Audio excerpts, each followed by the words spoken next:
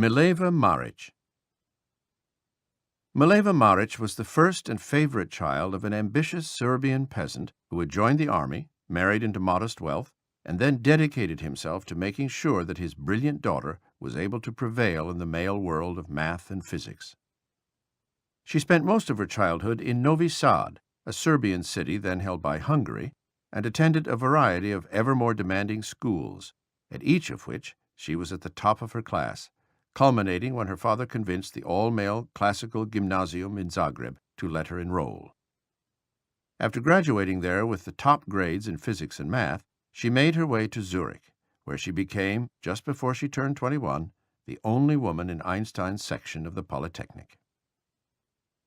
More than 3 years older than Einstein, afflicted with a congenital hip dislocation that caused her to limp, and prone to bouts of tuberculosis and despondency, Mileva Maric was known for neither her looks nor her personality. Very smart and serious, small, delicate, brunette, ugly, is how one of her female friends in Zurich described her. But she had qualities that Einstein, at least during his romantic scholar years, found attractive. A passion for math and science, a brooding depth and a beguiling soul. Her deep-set eyes had a haunting intensity, her face an enticing touch of melancholy. She would become, over time, Einstein's muse, partner, lover, wife, bête noire, and antagonist, and she would create an emotional field more powerful than that of anyone else in his life. It would alternately attract and repulse him with a force so strong that a mere scientist like himself would never be able to fathom it. They met when they both entered the Polytechnic in October 1896, but their relationship took a while to develop. There is no sign, from their letters or recollections, that they were anything more than classmates that first academic year. They did, however, decide to go hiking together in the summer of 1897. That fall, frightened by the new feelings she was experiencing because of Einstein, Maric decided to leave the Polytechnic temporarily and instead audit classes at Heidelberg University. Her first surviving letter to Einstein, written a few weeks after she moved to Heidelberg, shows glimmers of a romantic attraction, but also highlights her self-confident nonchalance. "It's now been quite a while since I received your letter," she said, "and I would have replied immediately and thanked you for the sacrifice of writing 4 long pages, would have also told you of the joy you provided me through our trip together, but you said I should write to you some day when I happened to be bored. And I am very obedient, and I waited and waited for boredom to set in, but so far my waiting has been in vain." That conflicting admixture of playfulness and seriousness, of insouciance and intensity, of intimacy and detachment, so peculiar yet also so evident in Einstein as well, must have appealed to him. He urged her to return to Zurich.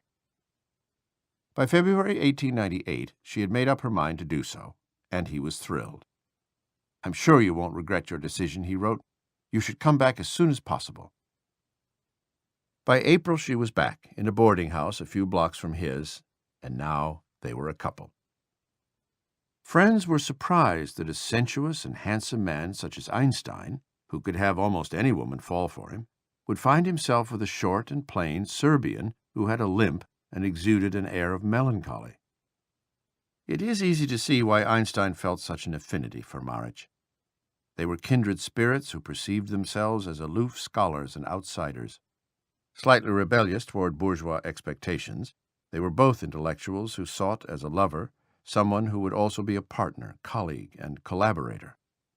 "We understand each other's dark souls so well, and also drinking coffee and eating sausages, etc.," Einstein wrote her. He had a way of making the etc. sound roguish.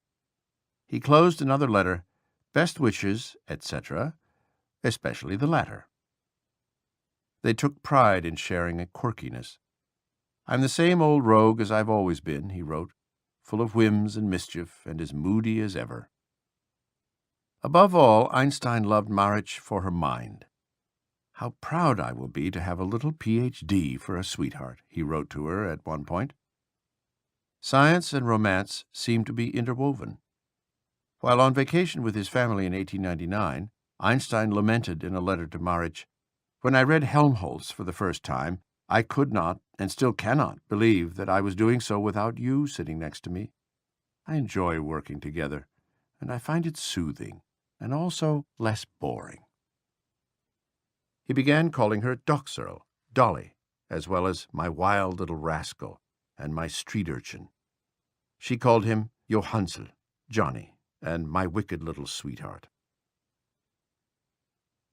Although history refutes the delicious myth that he flunked math in high school, at least it does offer as a consolation the amusement that Einstein graduated college near the bottom of his class.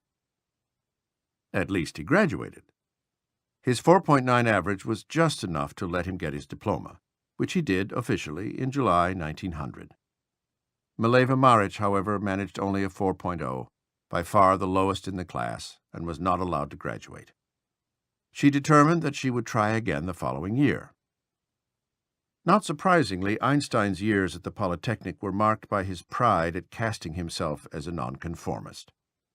His spirit of independence asserted itself one day in class when the professor mentioned a mild disciplinary measure just taken by the school's authorities, a classmate recalled. Einstein protested. The fundamental requirement of education, he felt, was the need for intellectual freedom. The Lovers, 1900 to 1904. Summer Vacation, 1900. Newly graduated, carrying his Kirchhoff and other physics books, Einstein arrived at the end of July 1900 for his family's summer vacation in Mechtal, a village nestled in the Swiss Alps between Lake Lucerne and the border with northern Italy. The vacation was not entirely tranquil, as Einstein fought with his family over his relationship with Maric. His parents' dismay had little to do with the fact that Maric was not Jewish, for neither was Marie Winterler, nor that she was Serbian, although that certainly didn't help her cause. Primarily, it seems, they considered her an unsuitable wife for many of the reasons that some of Einstein's friends did. She was older, somewhat sickly, had a limp, was plain-looking, and was an intense but not a star intellectual. All of this emotional pressure stoked Einstein's rebellious instincts and his passion for his wild street urchin, as he called her. "Only now do I see how madly in love with you I am." The relationship as expressed in their letters remained equal parts intellectual and emotional, but the emotional part was now filled with a fire unexpected from a self-proclaimed loner. "I just realized that I haven't been able to kiss you for an entire month, and I long for you so terribly much," he wrote at one point. Among the many surprising things about the life of Albert Einstein was the trouble he had getting an academic job. The delay was not due to a lack of desire on his part. In the middle of August 1900, between his family vacation in Mechtal and his visit to his father in Milan, Einstein stopped back in Zurich to see about getting a post as an assistant to a professor at the Polytechnic. It was typical that each graduate would find, if he wanted, some such role, and Einstein was confident it would happen. In the meantime, he rejected a friend's offer to help him get a job at an insurance company, dismissing it as an 8-hour day of mindless drudgery. As he told Maric, one must avoid stultifying affairs. The problem was that the two physics professors at the Polytechnic were acutely aware of his impudence, but not of his genius. Indeed, he managed to become the only person graduating in his section of the Polytechnic who was not offered a job. By the end of October 1900, he and Maric were both back in Zurich, where he spent most of his days hanging out at her apartment, reading and writing. Throughout that fall, he was able to find only 8 sporadic tutoring jobs, and his relatives had ended their financial support. But Einstein put up an optimistic front. "We support ourselves by private lessons, if we can ever pick up some, which is still very doubtful," he wrote a friend of Maric's. "Isn't this a journeyman's or even a gypsy's life? But I believe that we will remain cheerful in it as ever." What kept him happy, in addition to Maric's presence, were the theoretical papers he was writing on his own. Einstein's first published paper. The first of these papers was on a topic familiar to most school kids, the capillary effect, That, among other things, causes water to cling to the side of a straw and curve upward. Einstein looked at whether the capillary effect showed a relationship to the atomic weight of various liquid substances. Written without the elegance or verve of his later papers, it conveyed what is, at best, a tenuous conclusion. The question of whether and how our forces are related to gravitational forces must therefore be left completely open for the time being. Nonetheless, the Annalen der Physik, Europe's leading physics journal, published it in March 1901. While the paper elicited no comments and contributed nothing to the history of physics, it did get him published for the first time. That meant that he now had a printed article to attach to the job-seeking letters with which he was beginning to spam professors all over Europe. By April 1901, Einstein was reduced to buying a pile of postcards with postage-paid reply attachments in the forlorn hope that he would, at least, get an answer. In the two cases where these postcard pleas have survived, they have become, rather amusingly, prized collector's items. Almost a year after his graduation, Einstein was still unemployed. To what extent did anti-Semitism play a role? Einstein came to believe that it was a factor, which led him to seek work in Italy, where he felt it was not so pronounced. Einstein enlisted one of the friends he had made while studying in Zurich, an engineer named Michele Angelo Besso. Like Einstein, Besso was from a middle-class Jewish family that had wandered around Europe and eventually settled in Italy. He was 6 years older than Einstein, and by the time they met he had already graduated from the Polytechnic and was working for an engineering firm.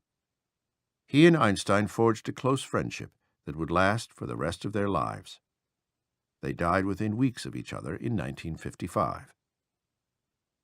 Besso had a delightful intellect, but he lacked focus, drive, and diligence. Einstein had introduced Besso to Anna Winteler of Aarau, Marie's sister, whom he ended up marrying. By 1901, he had moved to Trieste with her. When Einstein caught up with him, he found Besso as smart, as funny, and as maddeningly unfocused as ever. He had recently been asked by his boss to inspect a power station, and he decided to leave the night before to make sure that he arrived on time. But he missed his train, then failed to get there the next day, and finally arrived on the third day, but to his horror realizes that he has forgotten what he's supposed to do. So he sent a postcard back to the office asking them to resend his instructions. It was the boss's assessment that Besso was completely useless and almost unbalanced. Einstein's assessment of Besso was more loving. Michele is an awful schlemiel, he reported to Marich, using the Yiddish word for a hapless bumbler. One evening, Besso and Einstein spent almost 4 hours talking about science, including the properties of the mysterious ether and the definition of absolute rest. These ideas would burst into bloom 4 years later in the relativity theory that he would devise with Besso as his sounding board. He's interested in our research, Einstein wrote Marich, though he often misses the big picture by worrying about petty considerations. Besso had some connections that could, Einstein hoped, be useful. His uncle was a mathematics professor at the Polytechnic in Milan, and Einstein's plan was to have Besso provide an introduction. I'll grab him by the collar and drag him to his uncle, where I'll do the talking myself. Besso was able to persuade his uncle to write letters on Einstein's behalf. But nothing came of the effort. Instead, Einstein spent most of 1901 juggling temporary teaching assignments and some tutoring. It was Einstein's other close friend from Zurich, his classmate and math note-taker, Marcel Grossmann, who ended up finally getting Einstein a job, though not one that would have been expected. Just when Einstein was beginning to despair, Grossmann wrote that there was likely to be an opening as an examiner at the Swiss Patent Office, located in Bern. Grossmann's father knew the director and was willing to recommend Einstein. It would take months, he knew, before the patent office job would materialize, assuming that it ever did, so he accepted a temporary post at a technical school in Winterthur for 2 months, filling in for a teacher on military leave. The hours would be long, and, worse yet, he would have to teach descriptive geometry, neither then nor later his strongest field. In the meantime, he and Marich would have the chance to take a romantic vacation together, one that would have fateful consequences.